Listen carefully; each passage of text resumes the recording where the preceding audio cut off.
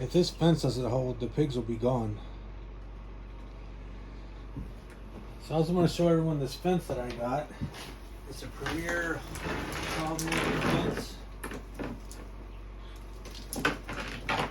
I'll show everyone how tall it is. Of course, these spikes will be in the ground, but I think that is going to be a lot better than just having push-in posts with steel electric fence.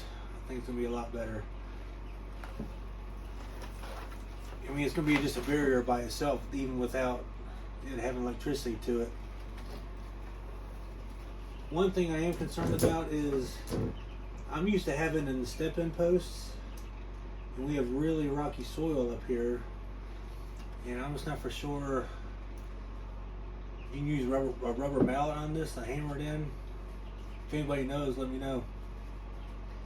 But yeah, I can push them in the best I can, or try to get a rubber mallet and tap them in and try not to bust them up. And here's another thing that I like about this. All the strands are tied together, and this is where you would connect two of the posts together. This is pretty cool. I thought it was supposed to come with some leads with clamps on it, but I don't see those, which would be really nice.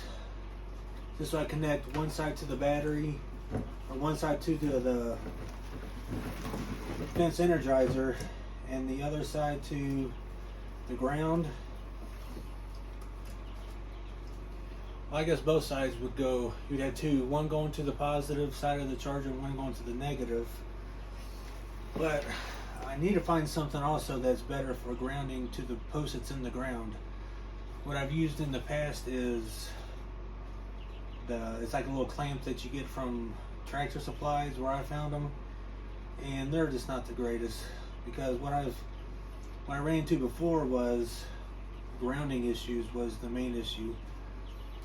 If you can get the ground right, then everything else is good most of the time. Another thing I like about this, on the very bottom, this isn't electrified. So when that's up against the ground, it's not going to short out. But then you have all these, and you have these things here in the middle, pieces of plastic tying all these together. It's going to be pretty strong. And I'm also a little concerned about getting this thing through all the briars and the brush and stuff, but I can always cut a little path to walk it through there. And I think this is going to be plenty high enough for our pigs. Our pigs are short. They're, I don't know how tall they're going to be, maybe around 2 feet tall, so I think it's going to be perfect. But yeah, I just want to show everyone before I put it up and see what it looks like when I hook it up. If anyone has any tips and tricks, let me know. Or if anyone has a better idea of how to ground the fence from the charger to the post in the ground, if there's a better clamp out there. Or also, because I have such rocky soil, it's hard to get a post more than a foot in the ground. So I was thinking about maybe laying the post down on the ground long ways, or maybe digging a trench and laying it in the trench. Would that still work as good as having it straight down in the ground? I'm not for sure.